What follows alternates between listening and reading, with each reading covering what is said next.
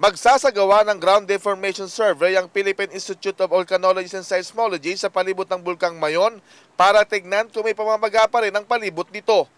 Ayon kay Ed Laguerta, resident volcanologist ng PBOX dito sa Legazpi City, titignan nila ang mga biometro kung tuluyan na bang kumakalma ang Bulkang Mayon. Bagamat bumaba na ang mga naitatalang volcanic quake sa palibot nito, dapat pa rin tignan ang ibang pangpalatandaan kung tuluyan na bang humuhupa ang pag-aalburuto nito.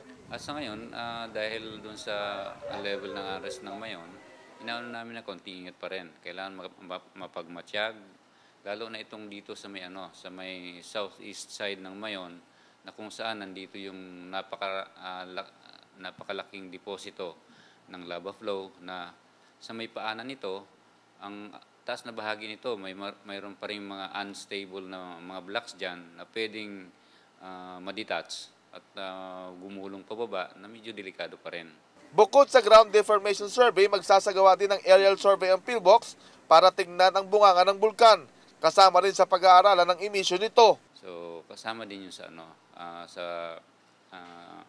idadagdag namin sa mga parameters na i-consider namin kung sakaling itong ibang nakikita natin ngayon sa seismic, sa gas output ay papunta na doon sa medyo tahimik na kalagayan ng bulkan.